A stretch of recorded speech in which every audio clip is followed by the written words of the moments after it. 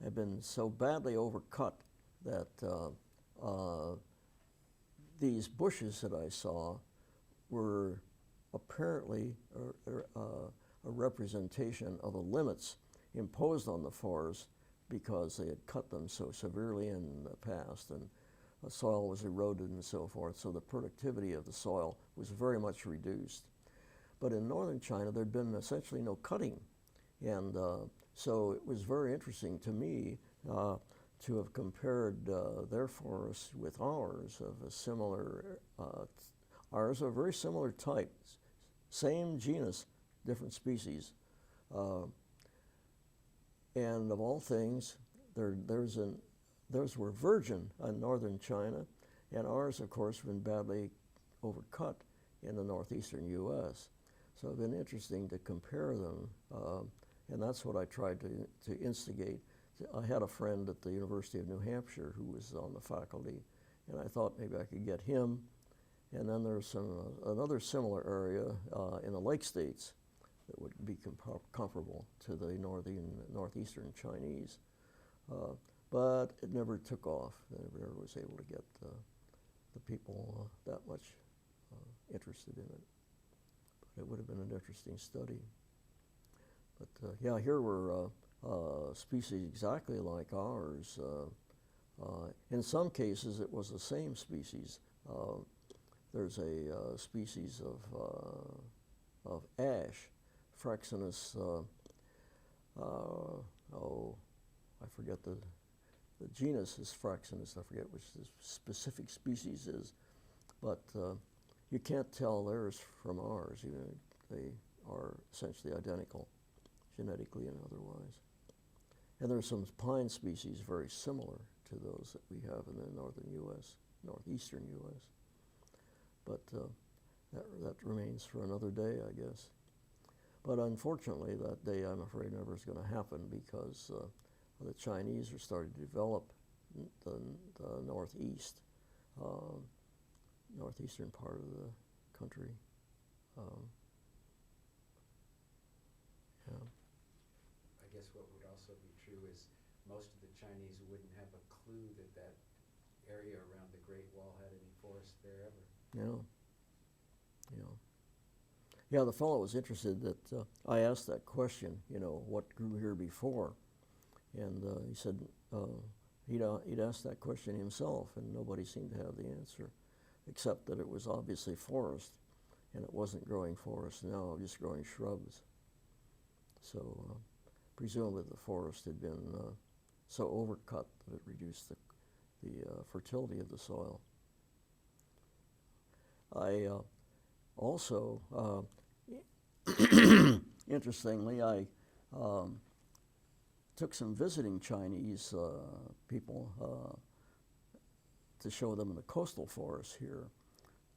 And on the way to the coast, there's a Van Duzer corridor. Have you seen it? Well, I went by that recently, and it was at dusk, so I can't be sure, but it looked to me like there'd been either windfalls or cutting in the Van Duzer corridor where the old growth was. And I need to go back during the daytime, but that's the place I would take people to show them old growth, because there was still some of the understory preserved, and it was not the very best of old growth in the Coast Range, but it was similar to it. And I would take them down, and it was far enough away from the road that it was the road noises were muffled very much. And we'd stand there, and they'd look around and poke around and stuff, and after 5-10 minutes, I just, I wanted them to get some feel for the thing. And so I would ask them then, what does this remind you of, this forest? And invariably, they would say, it reminds me of a temple. The quiet and these columns of big trees, because the temples in old China were made of trunks of, as supports they used the trunks of big trees. So it was a very logical sort of analogy that the forest reminded them, both because of the quietness in the forest. The noise was very much muffled by all the undergrowth, plus the size of the trees and their form reminded them of a temple. It was kind of a neat analogy, I thought. But we came back through that area the other day. We were on the back through it at dusk, but it looked to me like it had been windfalls or something. It reduced that forest. I hope not, but it looked like it. It's the only place I could take people where it was where there was enough of it to give the impression of the environment of an old-growth forest as well as the trees themselves. You know, you can find individual trees around here and there, but to reproduce the environment is not so easy. Yeah. This reminds me of something we've never talked about. And we talked about fire, and you were just talking about windfall. Mm-hmm. How about, are there important insights and stories other than wind barrier about how natural windfall affects forest and how forestry practices are affected by big storms, windstorms that take down trees? Yeah. Is that something you would want to talk about? I don't know. Yeah, it's normal to have windfall, of course, and once you open the forest up, it increases the windfall. The sweep of the wind is buffered by a heavy body of timber. Once that you open it up, the percentage of windfall goes straight up. And that's one of the reasons why it's hard to preserve a forest unless it's a reasonably good sized piece of land. You can't set aside 10 acres of forest and expect that's going to represent the way the forest was, because the chances of windfall on an isolated stand of 10, 20 acres is quite high compared with the original forest. I don't know what the minimum size would be, but I would think it must be in the order of 50 acres or so at least. And then the interior would be, the interior might represent more closely what an old growth was. Jerry Franklin has had a student measure that sort of thing, but I don't remember the data. But it is something that has attracted attention, is how much can we extrapolate from a small piece of old growth to the conditions that existed when large stands of old growth existed. And what are the implications of this, you know, in terms of changes of vegetation.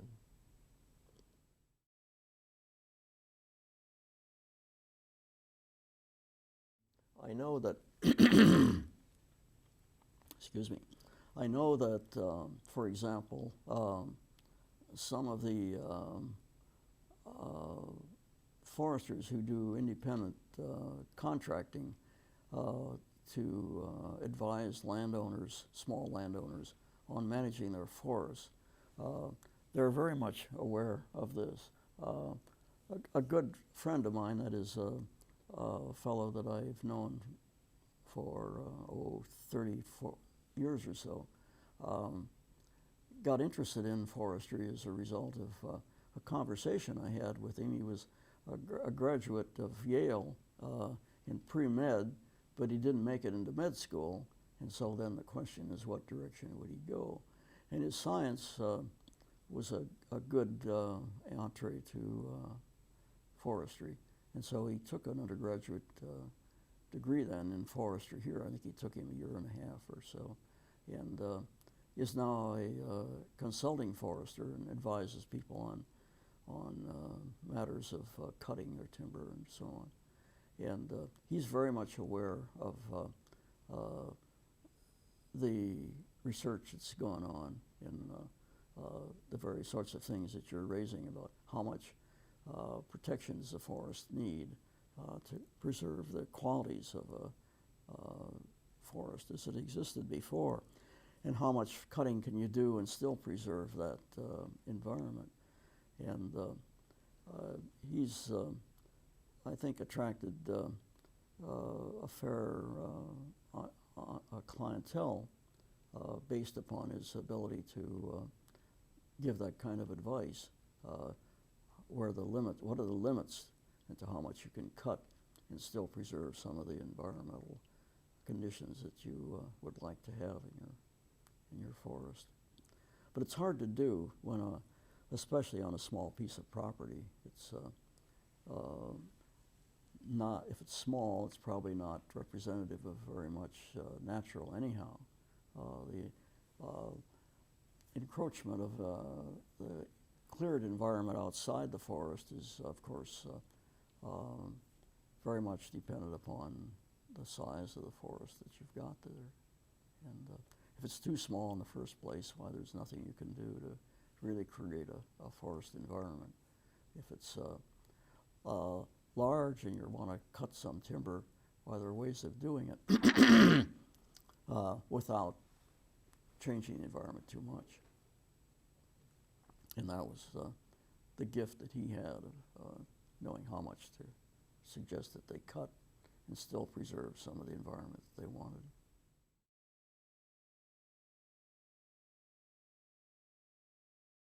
I guess beyond learning to be a good observer, I think that would be the primary thing. You try to, there are certain things you could predict in the way of effects of cutting, but there are other things that you need to observe are the modifications that you might have to make of your theoretical conclusions or your theoretical predictions. And it is an empirical matter. That is, you can certainly make some predictions based upon the science that you know, but there are modifications that you always have to make in view of the particular area you're looking at. And I think that's a skill that would develop with time, is how much do you have to modify your predictions. You know what you think ought to happen, but you better observe what's really happening to supplement your theoretical knowledge of the matter. And that's a pretty broad answer, but I think it's the only answer I could really depend upon.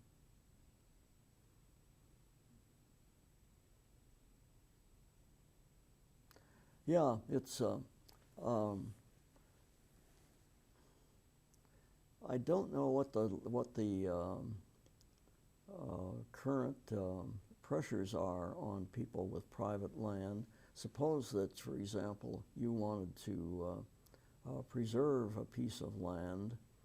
I think that there are provisions for relieving your tax burden on such land, but I've never, since I've never owned anything more than about 5 acres of forest land, I don't know what the limitations are on bigger pieces of land as to what the, how much alleviation of the tax may be if you're presuming to leave that forest untouched or relatively untouched. Let's say you just take out windfalls or something like that. How much does that reduce your taxation if you're trying to preserve ecological landscape? I've not really looked into it. Yeah. So I'm afraid I'm not very practical in that sense. Okay.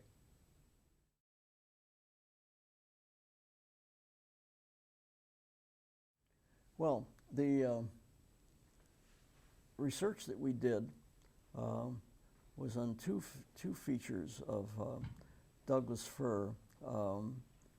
One was the photosynthesis of Doug fir seedlings, and the other on water relations of Douglas fir, both seedlings and larger trees as well. For example, by water relations, I mean the drought resistance and transpiration, the water loss of seedlings. we were interested in the water loss of seedlings because the most vulnerable thing about a seedling is its ability to withstand drought. And one of the things that we were able to discover, or we found in studying seedlings in relation to drought, was that the seed source, even very looking at it in a very local sense, is dependent upon the site from which they came. In other words, if you're looking for a drought-resistant seedling, this makes sense, but even on a very local sort of scene, there's a difference between the drought resistance of seedlings or seed and the seedlings from them, from the south slope of that area as opposed to the north slope. And we were able to show that and published a paper about that. And we did quite a bit of work on the various factors that went into drought resistance in terms of rooting and the regulation of transpiration, that is the water loss from the seedling and so forth. And this was purely physiological work, but showing that there are distinct differences between seedlings from different areas and the way in which they control their water loss. Some of them control water relations, that is their ability to survive as a result of rapid root growth, and others as a result of restricting transpiration, water loss from the leaves. So both of these things go to make up a water loss, or water, what should I say, drought resistance, you might say, in a general sense. It's the two kinds of resistant mechanisms that a plant seedling can exhibit. Restriction of water loss through transpiration, or restrictions of, or increase in water availability through growing roots more deeply and more rapidly. Both of these things exist. And you could select seedlings for both of these qualities if you're knowing that this is the case. In terms of photosynthesis, we did have some interesting results. One of the things that we were always hoping was that we would find seedlings that had a markedly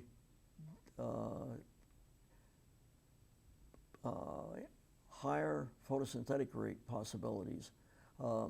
This in turn would mean that they could grow faster, of course. And unfortunately, we never were able to find this except at the very earliest stage of growth, when the seedlings have just cotyledons. The cotyledons are the first sorts of, they're not true leaves, but they're the first part of the seedling of either, of any kind of plant, green plant. The cotyledons are the part that first come out of the seed. They're already formed, and they are the first photosynthetic organ that the plant has. And interestingly enough, the Douglas fir seedlings, when they're at the cotyledon stage, had their highest rate of photosynthesis. The cotyledons, for some reason, and that was something we were never able to have time or equipment to really find out why, but the cotyledons had a higher rate of photosynthesis per unit than the leaves, the first leaves that came out. Why this is so, I don't know. And it could have very interesting implications, but it was a sort of research that we didn't have the equipment to go with further. We could determine rates of photosynthesis, but not why. And that's something that, unfortunately, we never were able to get at. But both of those things they give you interesting possibilities of further research. And often, when you're in this game, most people do not work with gymnosperms, that is the whole class of things of pines, spruces, all these plants are classified as gymnosperms. Not many people work with them physiologically, down at the cellular level and so forth. And it was always sort of a limitation we had that to do that requires a lot different equipment and so on than we were able to bring to bear on the question.